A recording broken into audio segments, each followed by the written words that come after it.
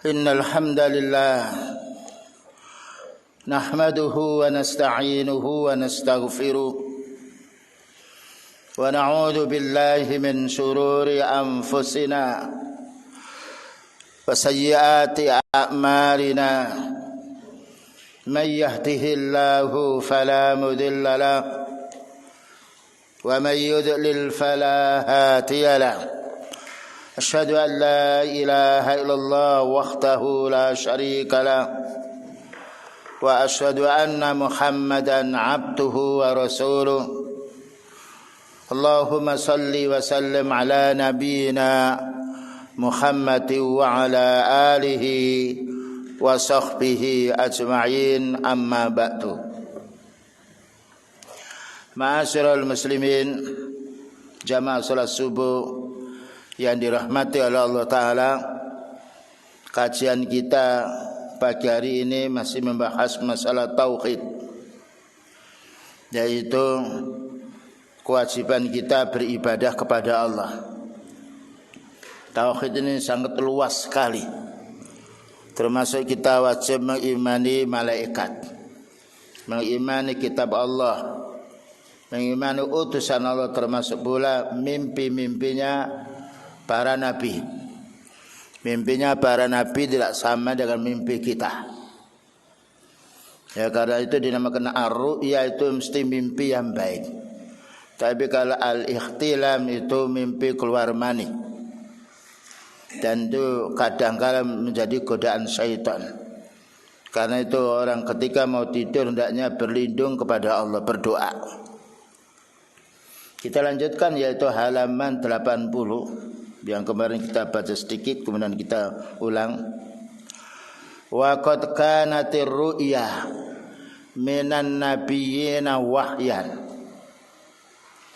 Dan sungguh mimpinya para nabi itu adalah wahyu, karena Allah Ta'ala menjaga dan juga memelihara nabinya. Makanya dikatakan setiap nabi mesti maksum, terjaga dari dosa. Dan inilah keistimewaan para nabi.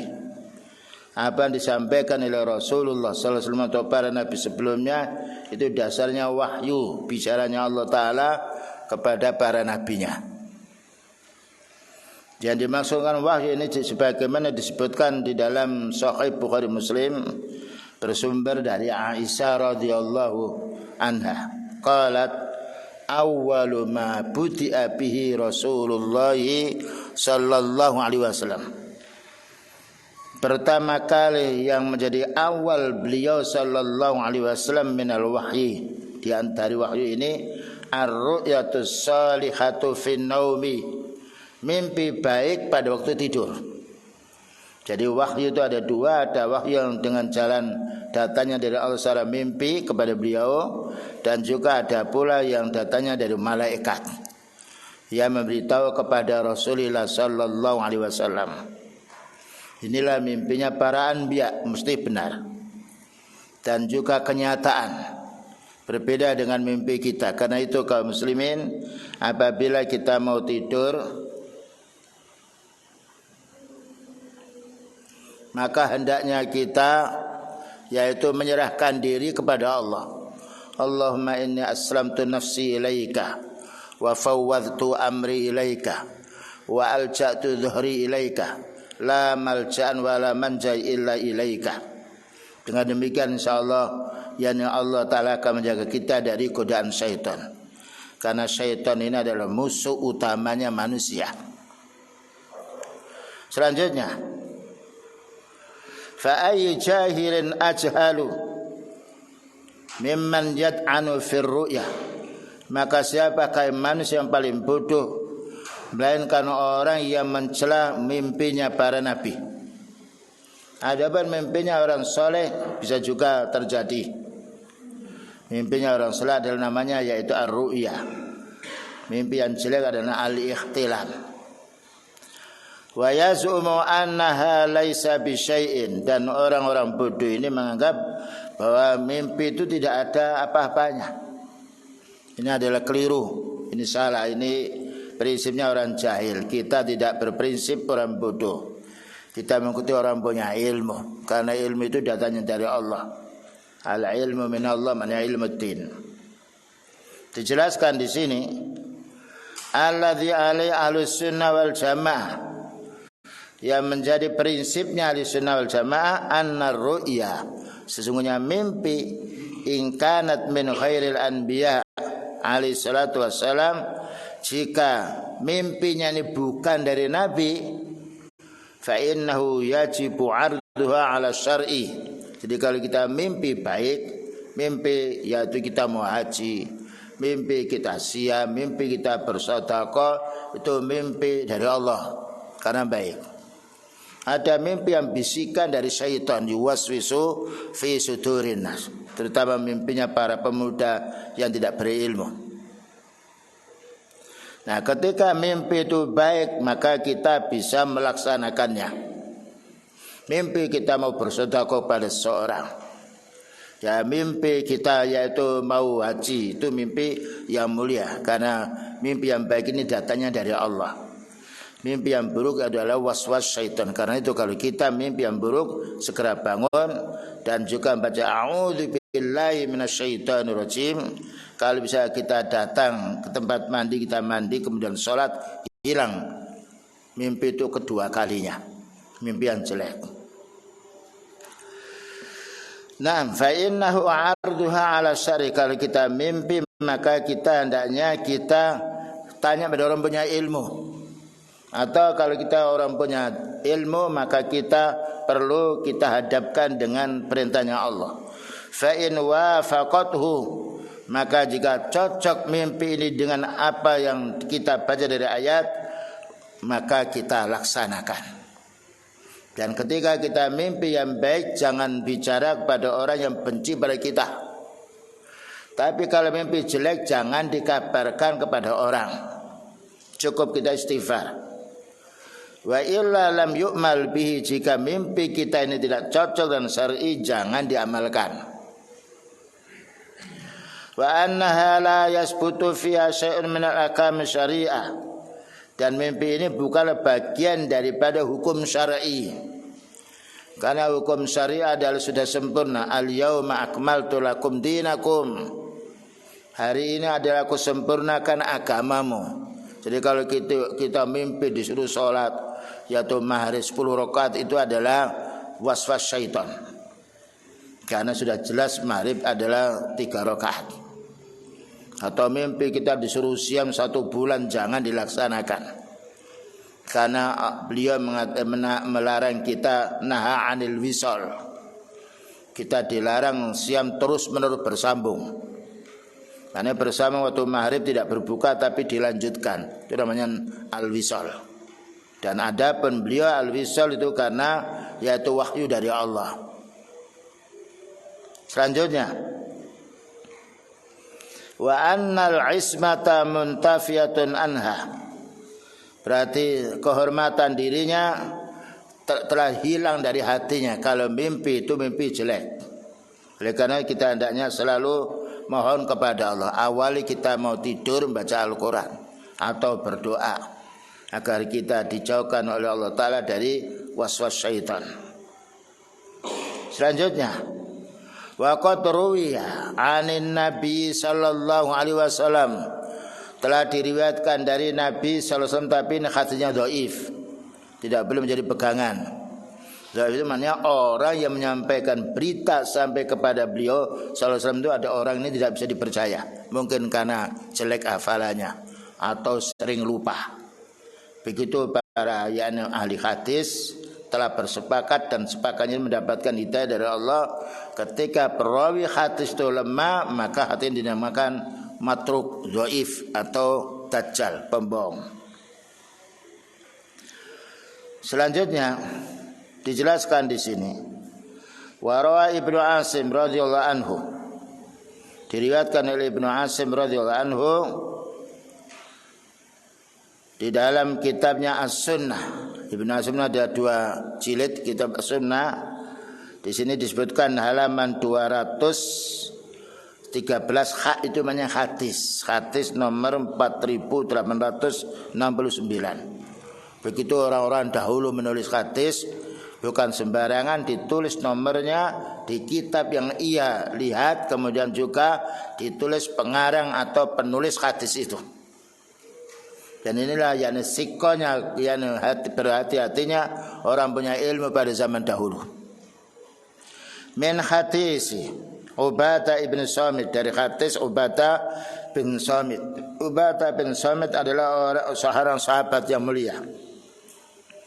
Dengan lafaz ru'ya al-mu'mini min kalamillahi bihi al-abda. Mimpinya orang mukmin termasuk bicaranya Allah kepada hambanya, tapi ini adalah lemah. Mana lemah itu hatinya tidak bisa dipercaya. Seorang lagi, mimpinya orang mukmin itu adalah bicara dari bicaranya Allah Ta'ala, dari bicaranya Allah Ta'ala kepada hambanya. Tapi ini hadis sanadnya dhaif, lemah. Fil manami, pada waktu tidurnya. Dan ini tidak belum jadi pegangan kita. Ru'yanya, mimpinya orang mukmin itu kalam bicaranya Allah kepada hambanya. Karena Allah Ta'ala bicara kepada malaikat, bicara kepada nabinya. Dan ini dikatakan dhaif karena disebutkan dalam kitab Al-Haythami fil Majma'. Ini yang perlu kita fahami. Tidak semuanya apa yang kita baca dalam kitab, kalau itu kitab ditulis oleh para ulama, dijelaskan ini hadisnya palsu, ini hadisnya maudhu, buatan manusia, ini hadisnya matruk, yaitu banyak kesalahannya. Dan itulah faedahnya para ulama tidak menulis hadis yang sahih saja, tetapi hadis yang dhaif pun, yang lemah, yang tidak bisa diamalkan, ditulis dalam rangka memberi peringatan pada orang awam yang tidak tahu, sehingga kita tidak tertipu dengan bicaranya orang yang tidak punya ilmu. Baik, selanjutnya, wa minas sunnati, nomor 69, termasuk golongan sunnah al-wadhihati, yang jelas, al-bayyinati, yang gamblang, as-sabitati, yang kuat, al-ma'rufi, yaitu kebenarannya, dzikru mahasini ashabi Rasulillah sallallahu alaihi wasallam. Kita wajib yaitu menyebut kebaikan para sahabat semuanya. Tidak boleh kita membenci satu sahabat pun. Karena Allah Ta'ala memuji para sahabat radhiyallahu anhum wa radu'an. Ini kembali kepada pokok pembahasan sahabat. Minas sunnah, termasuk sunnah yang jelas, yang gamblang, dzikru mahasini ashabi Rasulillah sallallahu alaihi wasallam. Kita wajib menyebut kebaikannya para sahabat Nabi. Karena Allah Ta'ala yang menjadikan para sahabat, maka Allah memuji pada para sahabatnya radhiyallahu anhum wa radu'an. Allah meridhai mereka, sedangkan mereka pun juga ridho kepada Allah. Walaupun ada kesalahan, tapi kesalahan itu kesalahan bukan seperti kesalahan kita disengaja. Kesalahannya karena banyak fitnah dari kalangan orang Yahudi, mau diadu domba para sahabat. Maka Allah Ta'ala menyelamatkan para sahabat. Ini adapun berselisih satu sama lain, taruhlah terjadi pernah peperangan, itu ijtihad mereka, bukan karena kebodohan mereka. Secara umum kita wajib menghormati para sahabat, karena para sahabat ini pemindah wahyu. Yang disampaikan oleh Rasulullah SAW itulah yang disampaikan oleh para sahabat. Jika kita membenci para sahabat, tidak mungkin kita akan mendapatkan ilmu dari beliau. Karena beliau menyampaikan bukan dari tabi'in, tapi kepada sahabatnya dulu. Maka para ulama khatib mengatakan as-sahabatu kulluhum utul, mereka jujur. Tidak ada satu pun ahli khatib yang mencela salah satu di antara sahabat. Karena sahabat ini adalah yaitu menterinya, yaitu Rasulullah SAW. Apa yang disampaikan oleh beliau dicatat oleh para sahabat. Bahkan juga ketika sering mencatatnya sampai beliau melarang sahabat jangan ditulis dulu, supaya tidak campur Al-Quran dengan hadis. Makanya tidak ada orang yang melebihi kebaikannya para sahabat. Karena itu Allah Ta'ala beri gelar radhiyallahu anhum wa radu'an. Allah meridhai mereka, menyenangi mereka karena mereka senang kepada Allah. Senangnya para sahabat pada Allah karena menukil ayat-ayatnya. menukil pula hadis-hadis Rasulullah sallallahu alaihi wasallam. Jika ada orang mencela sahabat, maka itu orang kafir.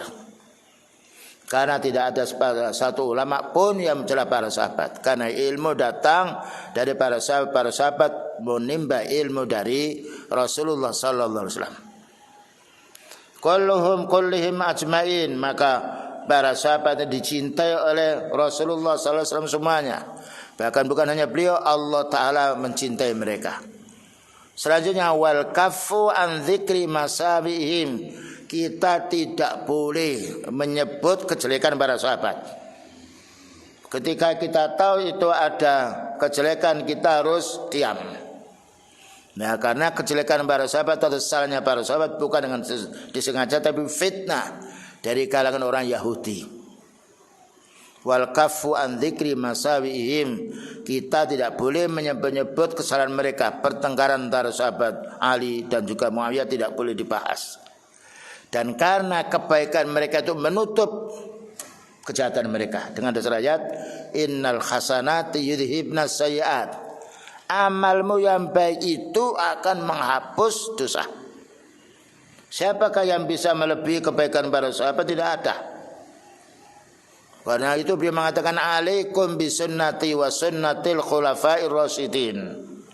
Kamu wajib mengikuti sunnahku, katanya beliau, dan sunnah khalifah pengganti saya, pengganti Rasulullah SAW adalah para sahabat. Seandainya beliau meninggal dunia, para sahabat yang tidak menyampaikan ilmu kepada generasi sesudahnya, kita tidak akan dapat ilmu. Karena pada zaman dulu tidak ada kopian, tidak ada kitab, yang ada adalah lewat beliau dihafalkan oleh para sahabat menyampaikan kepada generasi bawahnya. Makanya Allah Ta'ala setiap di dalam Al-Quran menyebut kebaikan para sahabat. Bahkan juga Rasulullah SAW menyebut kebaikan para sahabat pula. Walladzi syajara bainahum, maknanya ketika mereka bertengkar. Tidak boleh kita sebut itu para sahabat bertengkar. Apa kita tidak boleh bertengkar?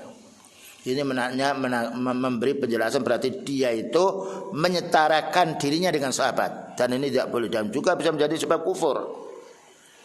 Karena Allah Ta'ala memuji para sahabat, belum tentu hambanya yang lain disebutnya. Tetapi Allah Ta'ala menyebut keindahan karamah, kemuliaan para sahabat radhiyallahu anhu. Faman sabba, barang siapa mencela. Siapa yang dicela ini? Ashab Rasulullah sallallahu alaihi wasallam. Barang siapa yang mencela sahabat Rasulullah sallallahu alaihi wasallam au akhatan minhum, atau salah satu di antara mereka. Pertama dicela semuanya. Yang nomor dua dicela salah satunya. Yang nomor tiga au ta'ana alaihim, atau mencaci, menjelek-jelekan sebagian daripada mereka. Tiga. Yang nomor empat au arradha bi aibihim, atau menampakkan aib-aib mereka. Kita tidak boleh menampakkan aib. Bayangkan kalau kita punya kesalahan diungkap oleh orang tidak senang, bagaimana para sahabat ketika salahnya bukan disengaja.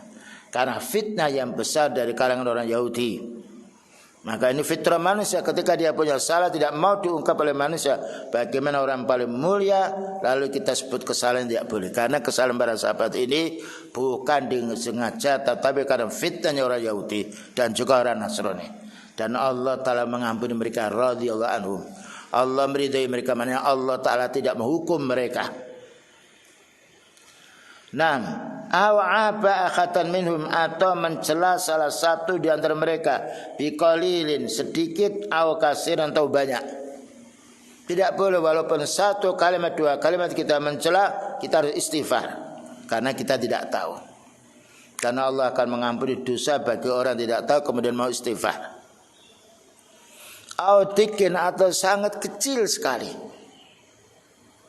Dan ini banyak celaan itu muncul dari lisan-lisan manusia, terutama kelompok Khawarij, kelompok Syiah, dan juga yang lainnya. Karena itu waspadalah dari kelompok-kelompok Khawarij dan Syiah. Kelompok Khawarij itu dia suka mengkafirkan orang yang sebenarnya melakukan dosa besar. Ada kelompok Syiah selalu ghuluwu kepada sahabat Ali radhiyallahu anhu. Kedua-duanya tidak boleh, kita harus tawassut, menengah. Karena Allah menjadikan umat ini ummatan wasatan litakunu syuhada 'alan nas. Menjadi umat yang adil supaya disaksikan oleh umat berikutnya. Mimma yutatarraqu bihi ilal waqi'ah, sehingga menjadikan sebab terjadinya yaitu kesalahan atau yaitu kekeliruan fi akhatin minhum, tidak boleh. Jadi jangan sampai lisan kita mencela para sahabat. Dan kalau perlu kita harus tahu siapa sahabat-sahabat itu. Nah, sahabat yang pertama adalah Abu Bakar As-Siddiq radhiyallahu anhu, yang yaitu hidup bersama beliau yaitu selama 2 tahun lebih. Kemudian sahabat yaitu Umar 10 tahun. Sahabat Utsman 12 tahun hidupnya. Ya, yaitu menjadi khalifah. Kemudian sahabat Ali yaitu 6 tahun. Setelah itu terjadi perselisihan, maka diserahkan kepemimpinan itu oleh anaknya yaitu Hasan. Dan setelah itu damailah, tidak ada perselisihan. Itulah baiknya orang yang punya ilmu. Bagaimana apabila terjadi huru-hara, dia menjadi orang paling manfaat untuk menyelesaikan perkara. Dan tidak mungkin kita akan menyelesaikan perkara kecuali dengan din. Karena din ini adalah ad-din, ya, din itu adalah dari Allah Ta'ala. Nah, selanjutnya, fahuwa mubtadi'un rafidhi, siapa yang mencela satu sahabat atau menyebut aib mereka atau mengata-ngatai mereka atau juga menyebut kejelekan mereka, ini adalah golongan mubtadi'un, orang ahli bid'ah. Karena itu ada baiknya ketika para khatib menyebut salah satu yaitu kejelekan para sahabat, wajib kita nasihati dengan lembut. Ya, Allah menyebut radhiyallahu anhum, bagaimana Anda menyebut kesalahan mereka? Radhiyallahu, Allah meridhai anhu, mana semuanya para sahabat diridhai. Wa radhu anhu, dan tidak ada manusia yang paling cinta, paling taat kepada Allah melainkan para sahabat, terutama Rasulullah sallallahu alaihi wasallam terlebih dahulu, karena itu panutan kita. Fa wa mubtadi'un, orang ahli bid'ah rafidhi, kelompok rafidah, ya. Kelompok rafidah itu mudah kita bisa kalau mengajar sahabat, mereka panas hatinya, dicacinya. Khabisun, manusia yang busuk, mukhalifan, menyimpang sunnah. La qabilallahu sarfahu wala adlahu, dan Allah tidak akan menerima amal mereka. Sarfahu itu amal mereka, wala adlahu, dan kejujuran mereka. Ini maknanya innal hasanat yudhibnas sayyi'at. Amal baik itu akan menghapus dosa. Maknanya kebalikannya, dosa itu akan menghapus amal baik. Tidaklah orang melakukan dosa melainkan dia mesti membenci amal yang soleh. Tidaklah orang ahli bid'ah mesti membenci orang ahli sunnah. Tidaklah orang ahli bid'ah mesti berkawan dengan sama ahli bid'ahnya. Bal hubbuhum sunnah, tetap bahkan mencintai para sahabat sunnah, walaupun pernah ada peristiwa pada zaman dulu. Karena peristiwa mereka bukan kesengajaan mereka, tapi karena ulahnya orang Yahudi yang memfitnah para sahabat. Wa du'a'u lahum qurbatun. Kita mendoakan para sahabat itu termasuk ibadah kita kepada Allah. Bukankah ada ayat menjelaskan Rabbana dzalamna anfusana wa illam taghfir lana wa tarhamna lanakunanna minal khasirin. Itu untuk diri kita. Bagaimana dengan para sahabat? Maka Allah Ta'ala memuji para sahabat banyak sekali. Was-sabiqunal awwalun, pendahulu-pendahulu yang pertama, minal muhajirin wal ansar, dari sahabat Muhajirin dan Ansar. Allah mengatakan pendahulu pertama, yang paling awalnya orang baik, tentunya Rasulullah SAW terlebih dahulu, kemudian para sahabatnya. Was-sabiqunal awwalun minal muhajirin wal ansar walladzina tabauhum bi ihsanin, dan orang yang mengikuti para sahabat radhiyallahu anhum wa radwan. Allah meridai mereka dan juga para sahabat ini ridha pula kepada Allah. Itulah kebaikan-kebaikan para sahabat yang diabadikan oleh Allah Ta'ala dalam Al-Qur'annya. Bahkan juga banyak dalam hadis manaqibus sahabah, kebaikannya para sahabat, ditulis oleh orang punya ilmu. Dan itu tidak ada satupun yang menghapus Karena Allah sudah berjanji, maka Allah akan menjaga Al-Quran ini, menjaga pula hadis-hadis. Maka tidak ada peraturan yang tidak berubah kecuali Al-Quran dan hadis Rasulullah sallallahu alaihi wasallam. Wa du'a'u lahum qurbatun, kita mendoakan kepada para sahabat itu bagian daripada ibadah kita kepada Allah. Karena Allah memuji para sahabat, Allah memuji hambanya para sahabat. Karena sahabat ini adalah orang yang paling baik, kebaikan mereka karena mengikuti Rasulullah sallallahu alaihi wasallam. Wal iktida'u bihim wasilah. Iktida' itu maknanya mengikuti jejaknya. Ya, kalau doa itu lisan kita, ya Allah, ya semoga Allah telah meridhai para sahabat Rasulullah sallallahu alaihi wasallam radhiyallahu anhum. Wal iktida' maknanya mengikuti jejak mereka. Namun para sahabat ada yang keliru, tapi kelirunya kecil.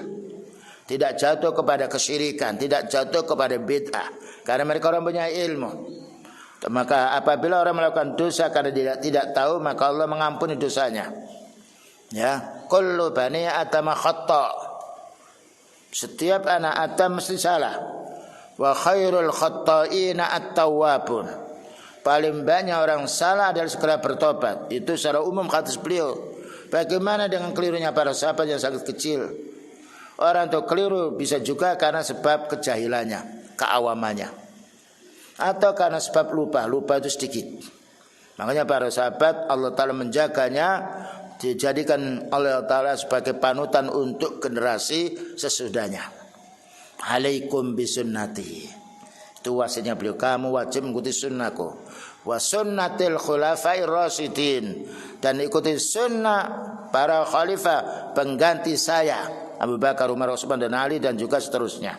Inilah kebaikan para sahabat yang harus kita betul-betul mencintainya, dan kita perlu mendoakan mereka. Rabbana ighfir lana wa li ikhwanina alladzina sabaquna bil iman. Ya Allah, ampuni dosa saya dan juga saudara-saudara kami yang telah mendahului iman. Yang mendahului iman kita ini adalah Rasulullah SAW dan para sahabatnya. Nah, makanya kita harus selalu menyebut sahabat radhiyallahu anhu. Semoga Allah Ta'ala meridainya. Ya, kalau orang lain mengatakan melaknatnya seperti kelompok Syiah dan yang lainnya. Kita harus memiliki ilmu din. Dengan ilmu din ini kita akan tahu siapa yang salah dan akan tahu siapa yang benar, dan kita tidak akan terpengaruh mereka. Dengan ilmu itu kita punya istiqomah sendiri. Wal akhdhu bi asarihim fadilah, dan kita mau mengambil tapak tilas mereka, mengambil jejak mereka, mengambil sikap mereka, mengambil akhlak mereka, itu adalah kemuliaan, kebanggaan kaum muslimin. Karena itu kita tidak menjumpai para ulama sunnah mencela para sahabat, karena kita dapat ilmu itu lewat para sahabat dulu, tidak langsung kepada beliau. Beliau seorang nabi, menyampaikan ilmu dicatat, direkam oleh sekian banyak para sahabat, dan para sahabat ini menulisnya di dalam kitab, menyebarkannya pula dengan dakwah, menyebarkannya pula dengan lisannya. Kita lanjutkan di sini penjelasan dari nomor 1. Di bawahnya itu ada indeksnya, mahabbatus sahabah. Kita mencintai para sahabat. Wa tauqiruhum, dan kita memuliakan mereka. Wa du'a'u lahum, dan kita wajib mendoakan mereka. Inilah kebaikan para ulama, karena para ulama dia tahu hukum rentetannya, silsilahnya kepada para sahabat. Para sahabat dari beliau sallallahu alaihi wasallam. Wa takhdhiru min sabihim, dan waspadalah jangan mencaci para sahabat. Kalau ada orang mencaci sahabat, kita keluar. Bahkan ketika khatib bicara seperti itu, kita wajib keluar, cari masjid yang lain, dan boleh kita sholat sendiri kalau dalam keadaan khatib seperti itu. Makanya ini para khatib hendaknya menuntut ilmu, sehingga apa yang disampaikan itu bukan dari perasaan, tetapi dari ilmunya Allah, dari pula ilmu yang Allah telah berikan kepada para nabinya, para sahabatnya. Wa ta'nu fihim, dan kita tidak boleh mencelah. Sekalipun pernah terjadi suatu perkara, tapi Allah telah menghapus dengan kebaikan mereka. Ya, kekeliruan para sahabat sedikit, kebaikannya banyak. aslun azimun min usul ahlussunnah wal jamaah, ini merupakan landasan yang paling besar, yang paling kuat untuk orang ahlussunnah wal jamaah. Tidak ada orang ahlussunnah wal jamaah mencela para sahabat, tapi kita juga tidak boleh berlebih-lebihan mencintai para sahabat, karena Allah mengatakan, beliau mengatakan la taghlu fi dinikum, kamu jangan berlebih-lebihan dalam urusan agamamu. Seperti kelompok Syiah yang berlebih-lebihan mencintai Ali radhiyallahu anhu, dikatakan anta ya ilahuna ya Ali, engkau adalah Tuhan kami. Bagaimana seorang manusia dikatakan Tuhan? Karena itu maka sahabat Ali memerintah pasukannya untuk membakar mereka. Ini para sahabat tidak mau dipuji berlebih-lebihan. Maka manusia punya kedudukan sendiri, keimanan dan sendiri. Nah, tawinuhu fi kutubihim, para ulama sunnah menulis kitab-kitabnya para sahabat ini. Abu Hurairah ditulis, ya ini Abu Bakar ditulis, yaitu hadisnya Umar bin Khattab ditulis. Cuma hadis-hadis yang disampaikan oleh para khalifah sedikit. Kenapa? Mereka sibuk mengatur negara dan sibuk pula mengurusi umat yang keliru. Sibuk pula kadang-kala perang, sedangkan yaitu para sahabat yang tidak ada tanggungan untuk perang yang lainnya, maka banyak sekali hadisnya, seperti hadis Abu Hurairah, hadis Ibnu Mas'ud radhiyallahu anhu, banyak sekali. Padahal keislamannya baru saja, cuma yaitu mengumpulkan hadis, mencari hadis dulu, orang itu belajar, mencari orang punya ilmu, dicek dulu orang punya itu dusta apa tidak.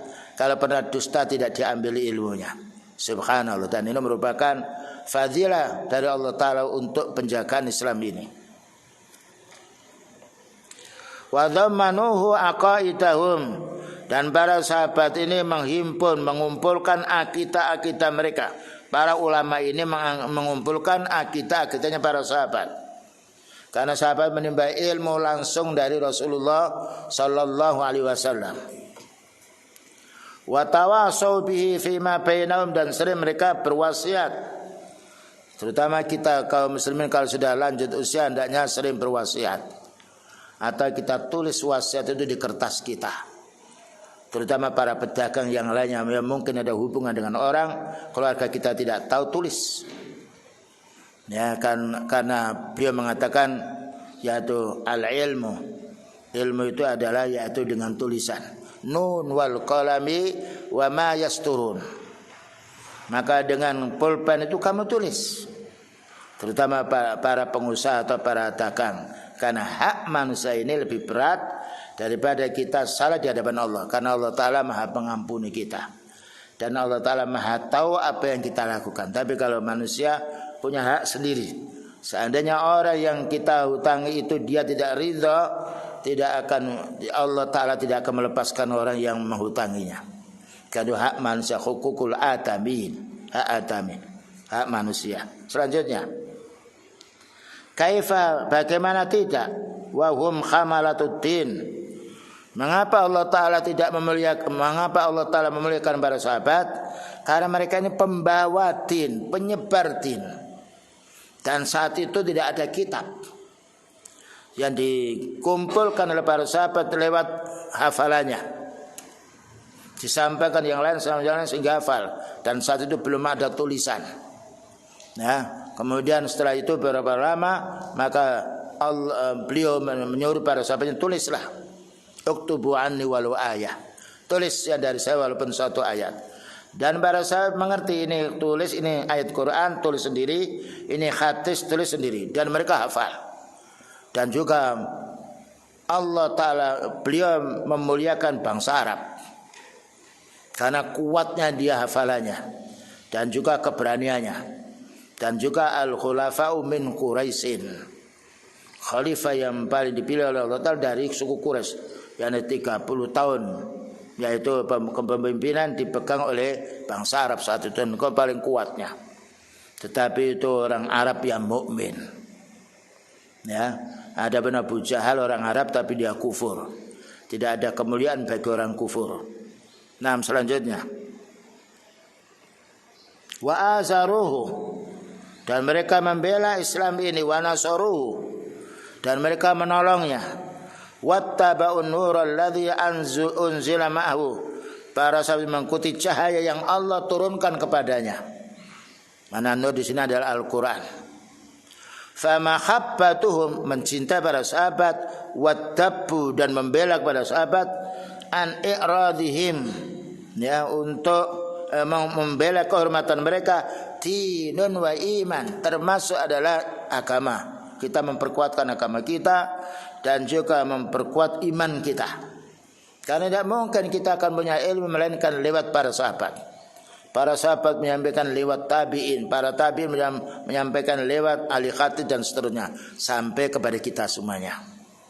Kita tidak akan mendapatkan ilmu kecuali apabila Allah Ta'ala menjadikan hambanya berilmu mengajarkan kepada kita. Wa ta'nu fihi, mencela para sahabat, wan nailu minhum, dan juga mencari kesalahan para sahabat, kufrun, kafir, wa nifaqun, dan munafik. Oleh karena itu kita tidak boleh mencela satu sahabat pun. Apa yang menjadi kesalahan mereka jangan kita ungkap di hadapan umum, karena Allah Ta'ala telah menghapus dosa mereka dengan kebaikan mereka. Inilah yaitu akidahnya orang Ahlussunnah wal Jamaah. Bal huwa ta'nun fi kitabil aziz. Kalau ada orang mencela salah satu para sahabat, berarti dia mencela ayat Allah. Karena Allah Ta'ala memuji mereka, radhiyallahu anhum wa radu'an. Ya, Allah Ta'ala meridhai mereka dan mereka ridha kepada Allah. Mencela sahabat, mencela orang yang mencela yaitu Allah, karena Allah memujinya. Wasunnatil mutahhara, dan mencela pula hadisnya beliau, li'annahum humun nakiluna lahuma, karena mereka para sahabat menukil dari ayat dari Allah Ta'ala, menukil hadis dari Rasulullah Sallallahu Alaihi Wasallam. Inilah kebaikan para sahabat. Makanya tidak ada sahabat yang murtad. Kalau pada zaman yaitu masuknya orang Futuhi Mekah banyak orang murtad, itu bukan sahabat. Karena sahabat itu man ya'isu ma'an Nabi Sallallahu Alaihi Wasallam mu'minan wa mata 'alal Islam. Itu sahabat. Orang hidup bersama Rasulullah Sallallahu Alaihi Wasallam, dia mukmin dan meninggal dunia dalam keadaan iman. Makanya kita harus menjaga keimanan kita, karena kita tidak tahu. Allah mengatakan wala tamutunna illa wa antum muslimun, jangan sampai kamu mati kecuali dalam keadaan Islam, ya, kecuali dalam keadaan iman. Karena kita tidak tahu yaitu masalah apa yang ada di lingkungan kita. Terkadang orang itu terpaksa sehingga mengorbankan imannya. Li'annahum nakiluna lahum, karena para sahabat menukil kebenaran dari Al-Quran dan Sunnah. Wal qadhu fihim yu'ati ila ibtalil kitabi was sunnah. Mencela para sahabat berarti dia yaitu mencela Al-Quran dan juga mencela Sunnah, atau membatalkan Al-Quran dan Sunnah. Karena kita tahu Al-Quran lewat para sahabat, kita tahu itu hadis lewat yang disampaikan oleh para sahabat radhiyallahu anhum. Para sahabat menukil dari Al-Quran, menghafalkannya, dan juga menulisnya, menyampaikannya. Demikian juga menukil dari hadis Rasulullah Sallallahu Alaihi Wasallam. Menukilnya bukan dengan kertas tapi dengan hafalan, sehingga satu sama lain saling mendakwakannya. Inilah diantara hasanatis sahabat, kebaikan para sahabat. Selanjutnya, waqad tadhafarat, dan sungguh telah banyak sekali an-nususu, dalil-dalil, al-kasiratu, yang banyak sekali, minal kitabi was sunnah, dari Al-Quran dan Sunnah, wa aqwalis salafil ummah, dan perkataan para salafil ummah, ala mad'is sahabah, memuji para sahabat. Tidak ada para ulama yang mencela para sahabat. Yang mencela sahabat adalah orang ahli bid'ah. Disebut dalam Al-Quran banyak para sahabat disebut was-sabiqunal awwalun minal muhajirin wal ansar, ya. Kemudian juga yaitu Muhammadur Rasulullah walladzina ma'ahu. Dalam surat Al-Fatihah yang terakhir, Muhammadur Rasulullah walladzina ma'ahu, dan orang yang beriman para sahabat, asyidda'u 'alal kufar, berlaku keras terhadap orang kafir, ruhama'u bainahum, belas kasihan pada orang mukmin. Dan banyak sekali ayat-ayat yang menjelaskan tentang manaqib kebaikan para sahabat radhiyallahu anhu, dan itu semuanya hidayah dari Allah. karena mereka mengikuti jejaknya Rasulullah sallallahu alaihi wasallam. Wasana'u alaihim, dan juga para ulama memuji. Makanya ada manaqibu Abi Bakrin. Manaqib Umar, manaqib itu maknanya kemuliaan kebaikan. Disebut dalam kitab Al-Hadis. Tidak ada para khatib mengatakan masawi us-sahabah, jeleknya para sahabat, tetapi manaqibus sahabah, kemuliaan, kebaikan, ketulusan hatinya para sahabat. Dan kesepakatan ini dari Allah. Karena Allah Ta'ala yaitu mencintai hambanya beriman. Karena itu tidak ada berselisih para ulama sunnah yang mencela para sahabat, tapi memuji. Tetapi memujinya bukan beribadah kepada mereka. Memuji karena amal mereka yang baik. Memuji karena mereka contoh generasi sesudahnya. Wa tazkiyah lahum, dan juga memberikan yaitu tazkiyah. Tazkiyah itu maknanya yaitu memberikan santunan yang baik, memberi kemuliaan pada yang baik. Kalau Anda mau baca kitab hadis, buka Bukhari, buka Muslim. Karena itu dua ini adalah yang ulama yang menulis hadis yang sahih. Ada banyak hadis yang lain terkadang ada yang dhaif. Kenapa hadis dhaif itu ditulis? Supaya kita tahu, tidak tertipu dengan adanya semuanya hadis. Jadi Imam Abu Dawud, Tirmidzi, Nasai menulis hadis sahih dan dhaif. Ini as-sahih wa ini dhaif, itu supaya kita tahu, karena hadis itu sampai pada kita dari kadang-kala dari orang soleh, orang yang hafal, dan kadang-kala dari orang awam. Nah, inilah perlunya kita dalam masalah hadis, perlu meneliti ini hadis sahih apa dhaif. Tapi kalau Al-Quran tidak ada yang dhaif. Karena nukila ilaina mutawatiron, dinukil untuk kita dengan mutawatir, maknanya sering banyak orang yang hafal Quran, tetapi jarang pula orang menghafal hadis. Kemudian juga Allah Ta'ala memuji para sahabat ini banyak sekali, di antaranya di dalam surat Al-Fatah nomor 29. Demikian juga di dalam surat At-Taubah nomor 100, itu pujiannya. Al-Fatah 29, At-Taubah 100, nomor 100, Al-Fatah 18. Maka Allah berfirman, Muhammadur Rasulullah. Muhammad itu adalah utusan Allah, berarti beliau ini bukan malaikat, tapi manusia biasa. Cuma Allah Ta'ala yaitu mengutus beliau sebagai seorang nabi. Jadi Muhammadur Rasulullah, Muhammad itu adalah utusan Allah. Kemudian walladzina ma'ahu, dan orang-orang bersama beliau, yaitu para sahabat. Ini Allah Ta'ala memuji beliau, memuji para sahabatnya. Dan ini diabadikan di dalam Al-Quran. Disebutkan dalam surat Al-Fatah ayat nomor 29. Asyidda'u 'alal kufar. Nah, ini isi dalam hati beliau dan para sahabat ini berlaku bengis, berlaku keras terhadap orang kafir. Karena orang kafir itu musuhnya orang beriman. Tidaklah di negeri-negeri yang banyak muslimnya kecuali orang kafir yang membantai. Ruhama'u bainahum, belas kasihan sama mereka. Jadi perlakuan keras terhadap orang kufar, berlaku lembut terhadap saudaranya beriman. Ruhama'u bainahum.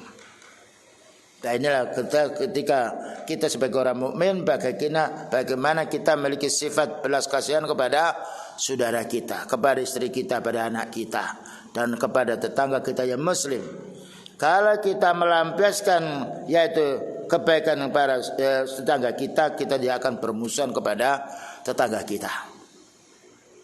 Tarahum rukkan, kamu lihat wahai Nabi, para sahabat selalu rukuk dan sujud. Nah, maknanya orang yang ahli ibadah.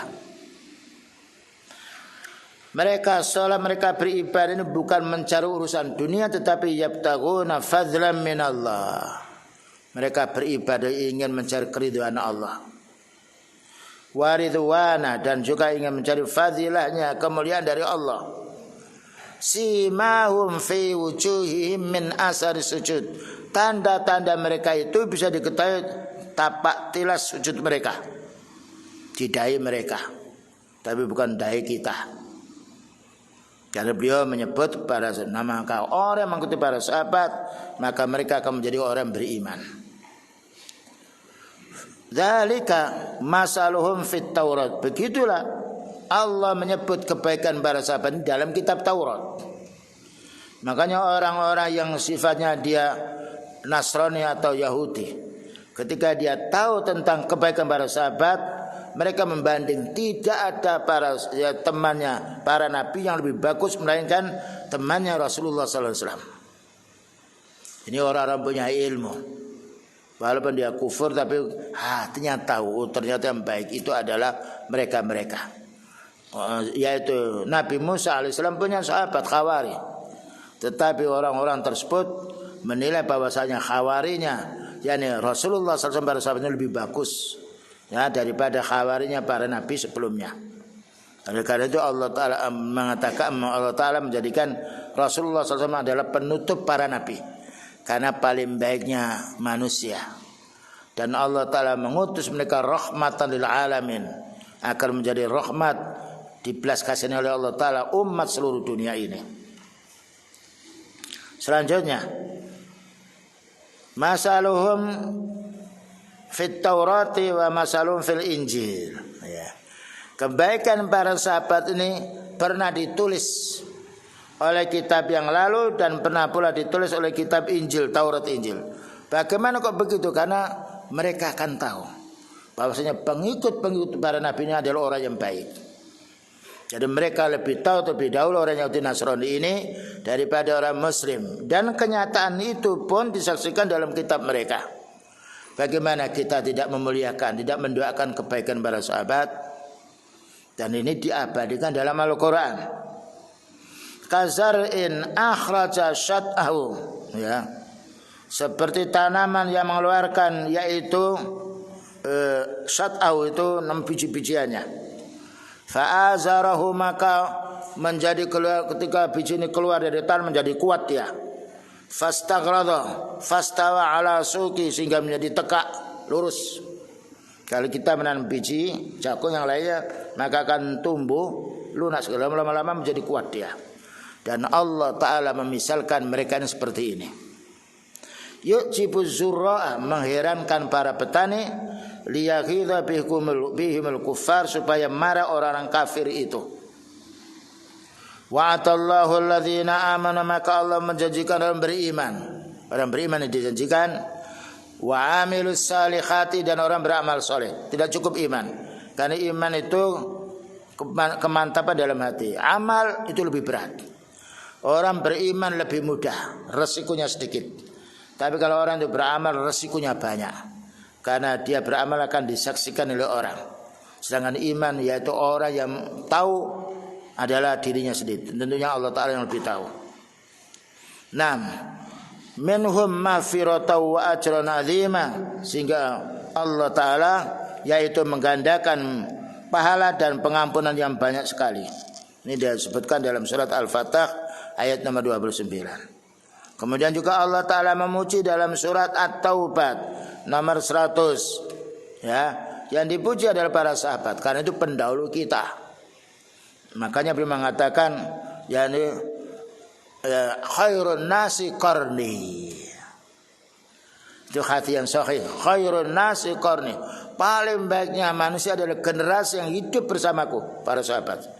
Summal ladzina yalunahum, kemudian generasi yang hidup bersama para sahabat. Summal ladzina yalunahum, kemudian generasi yang hidup setelah para sahabat meninggal dunia. Maknanya tabi'in.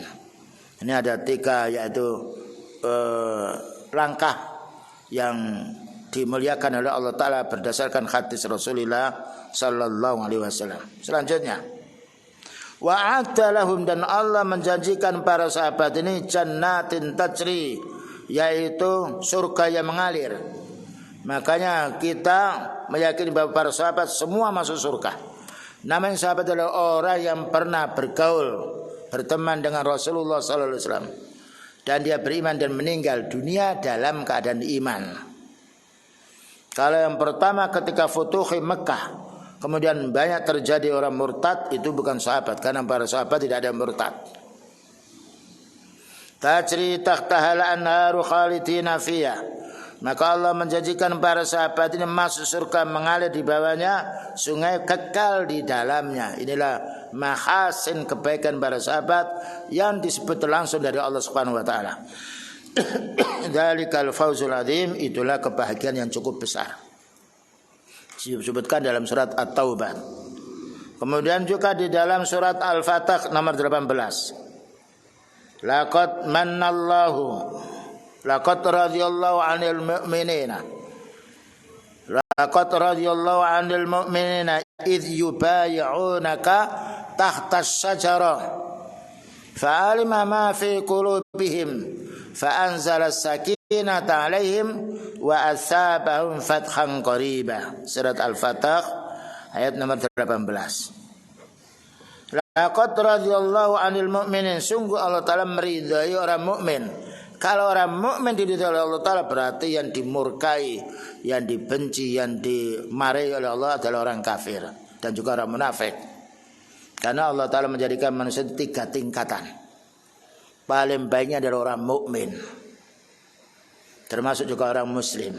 Orang muslim menampakkan amal zahir, orang mukmin menampakkan amal batinnya. Kemudian juga Allah menjadikan orang kafir yang nampak zahir, batinnya kufur.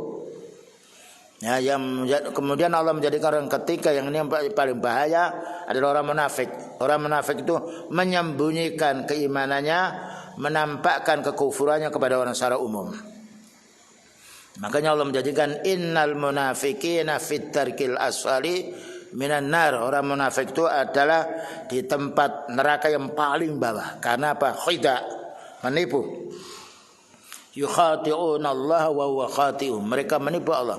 Bagaimana mereka menipu Allah? Menganggap amalnya ini mereka beramal bukan karena Allah, tapi karena takut diancam oleh orang mukmin.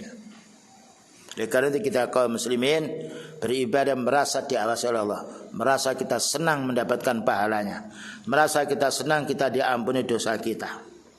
Fa anzala sakinata, maka Allah Ta'ala menurunkan ketenangan ini alaihim, kepada para sahabat. Para sahabat kenapa dibuat tenang? Karena mereka beribadah kepada Allah, karena mereka mengikuti sunnahnya Nabi Sallallahu Alaihi Wasallam. Jadi kalau kita ingin tenang, mengikuti para sahabat. Berapa banyak sahabat mau dibunuh, perang, tetapi hatinya tenang dia. Dan Allah telah menjanjikan ala bi dzikrillahi tatmainnul qulub. Ingat dengan zikrullah, beribadahmu kepada Allah menjadi tenangnya jiwa. Allah tidak menjadikan tenangnya jiwa orang Yahudi, tidak menjadikan tenangnya jiwa orang Nasrani, tidak menjadi tenangnya orang yang tidak beribadah. Karena itu ketetapan Allah. Allah yang menjadikan manusia, Allah yang memutuskan manusia. Ala bidzikrillah, ingat dengan ibadahmu kepada Allah, ya tatmainnul qulub, menjadi tenang jiwamu. Siapa yang ingin tenang jiwanya, jadilah orang ahli beribadah kepada Allah. Kemudian juga Allah mengatakan wa asabahum fathan qariba, dan Allah akan membukakan mereka pintu, ya asabahum, Allah Ta'ala akan beri pahala mereka fathan, dengan kemenangan qariban, yang dekat, yaitu futuhi kota Mekah. Itu disebabkan karena mereka selalu beribadah kepada Allah Ta'ala, sehingga Allah Ta'ala memenangkan mereka. Bayangkan berapa jumlahnya para sahabat dibandingkan orang kafir, tapi Allah sudah berjanji intan surullaha yansurkum. Jika kamu yaitu mau menolong agama Allah, maka Allah akan menolong dirimu. Baik ikhwan, barangkali ada pertanyaan silakan.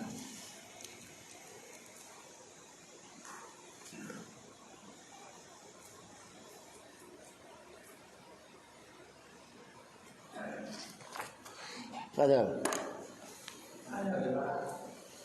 Nah,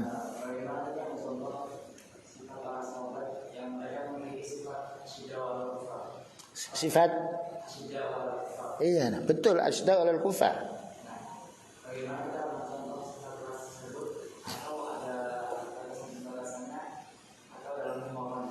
Pertama asyda alal kufar, pertama dengan hati. Asyda alal kufar dengan hati, walaupun kita muka kita senyum tapi hati kita benci. Kata orang kafir, kita tidak boleh menaruh kesenangan pada orang kufur. Tetapi kalau kita menampakkan, kalau orang mukmin menampakkan wajah yang berseri tapi hatinya yaitu marah, tidak mengapa. Nah, bukankah ada yaitu seorang yang mau datang kepada Nabi, tapi orang itu dibenci oleh beliau karena yaitu kejahatan akhlaknya. Tapi ketika datang di rumah maka beliau senyum. Dan karena orang Islam itu menunjukkan kebaikannya. Allah tidak menjadikan hamba ini baik kecuali dengan Islaman. Jadi kita namanya dengan musuh umpamanya, tapi kita basa-basi senyum kita dengan lisan, tapi hati kita harus kufur. Tidak boleh senyum kita ini sampai hati. Ya, karena kita talikul wajhi. Talikul wajhi maknanya semare bahasa Jawanya. Ya, bertemu dengan orang dia menunjukkan kebaikan dirinya. Dan suatu saat orang kafir ini kalau dia melihat kebaikan orang muslim bisa menjadi sebab Islam ternyata baik. Islam ini ternyata menjadi yaitu hamba Allah yang mulia. Boleh.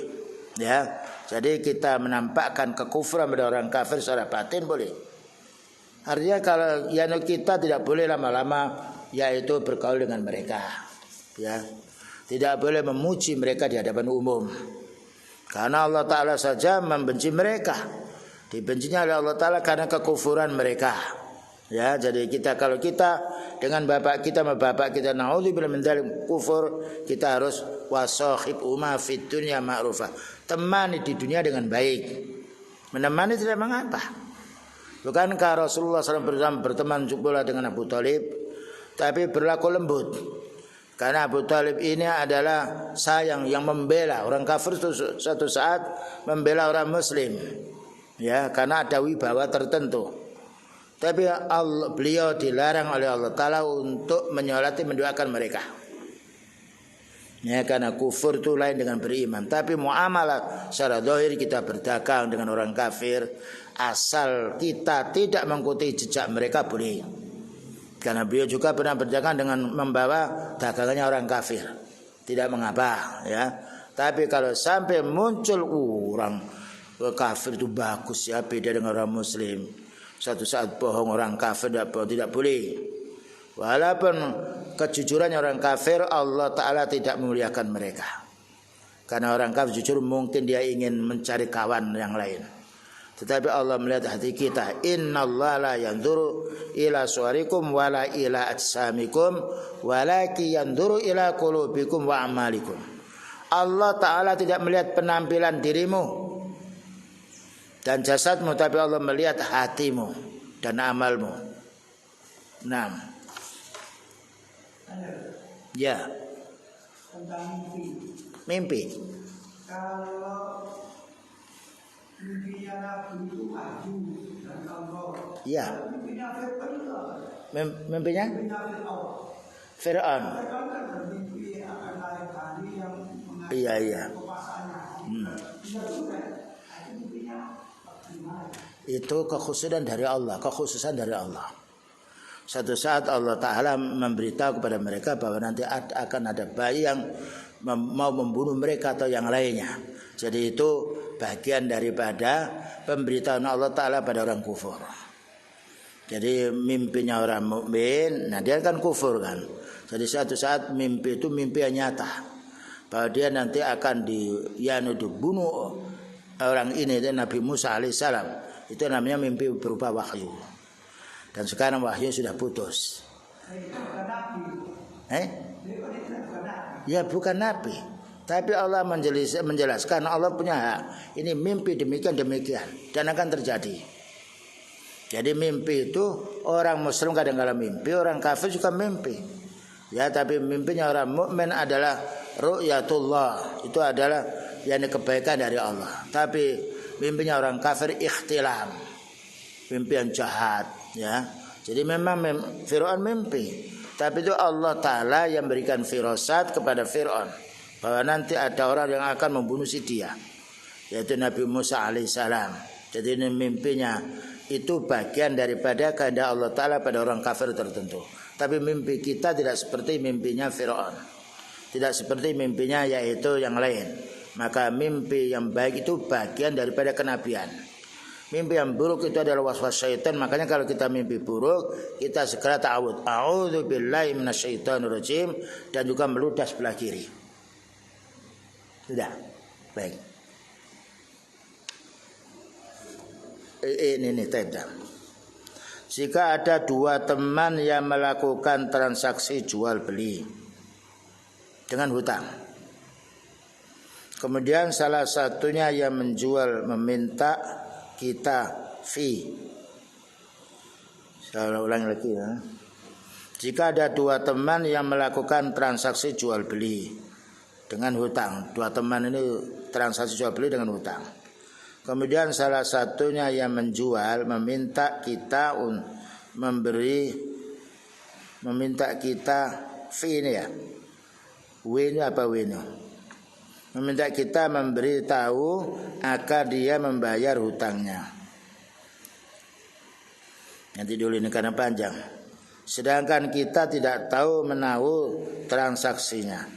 Apa yang harus kita lakukan? Menyampaikannya ataukah kita tidak menyampaikan? Karena transaksi tersebut tidak membatalkan kita, tidak melibatkan kita. Saya ulang lagi, soalnya panjang sekali nih. Jika ada dua teman yang melakukan transaksi jual beli, betul, dengan berhutang. Jadi temannya ini transaksi jual beli tapi dengan hutang, bukan dengan uangnya sendiri. Kemudian salah satunya yang menjual meminta, salah satu menjual, jadi dua tadi, salah satunya menjual meminta fee, memberitahu agar dia membayar hutangnya. Yang salah satunya ini siapa nih? Faham antum ya? Oke. Jadi dua-duanya tadi kan bertransaksi dengan hutang kan? Terus yang satunya ini yang menjual, dua, terus yang satunya menjualkannya. Dia minta firman, minta yaitu upah lah, kasarnya gitu ya. Minta bagian memberikan agar dia membayarkan hutangnya. Sedangkan kita tidak tahu menahu transaksinya apa yang harus kita lakukan. Kalau transaksinya itu halal tidak mengapa. Kita bisa memberikan, itu perjanjian satu sama lain. Almar'u ala dini khalilihi. Kalau mengadakan perjanjian sebelumnya. Tapi kalau minta fee tidak ada perjanjian sebelumnya tidak boleh, karena itu masih mubham. Jadi kalau dua orang melakukan transaksi jual beli dengan hutang, kemudian salah satunya menjualkan, meminta bagian boleh, karena dia menjualkannya dan dia lebih berat resikonya daripada yang tidak menjual. Kemudian menjualkannya minta untung atau minta yaitu bagian boleh. Nah, sedangkan kita tidak tahu menahu transaksinya. Tapi kalau transaksinya tidak tahu, mungkin untuk riba atau diutangkan orang tidak boleh. Tapi kita harus tanya dulu, ini uang yang kamu gunakan ini untuk apa? Kalau sifatnya yaitu untuk transaksi dan keuntungannya, yang pertama ini minta bagian karena ada akad sebelumnya boleh. Tapi kalau transaksinya ini tidak ada yaitu akad sebelumnya, atau transaksinya ini hukumannya seperti hukum riba, tidak boleh, karena kita tidak boleh makan dari hasil yang haram. Sebaiknya kesimpulannya lebih bagus kalau dua orang sedang berkongsi ini, upayakan yaitu mau bertransaksi, upayakan memberi penjelasan, sehingga karena ini dua orang yang memiliki harta. Kalau salah satunya menggunakan tanpa izin yang nomor satunya tidak boleh. Tapi kalau diizinkan kemudian itu secara hukum yaitu sah, boleh. Tapi kalau transaksi ini dua-duanya sepakat untuk yang haram, tidak dibolehkan. Wallahu a'lam bishawab. Jadi ini urusan dua orang. Kalau mengadakan transaksi ada kesepakatan keduanya dan itu transaksi itu dibolehkan dalam Islam, boleh mengambil keuntungan. Wallahu a'lam. Yang lain, betul.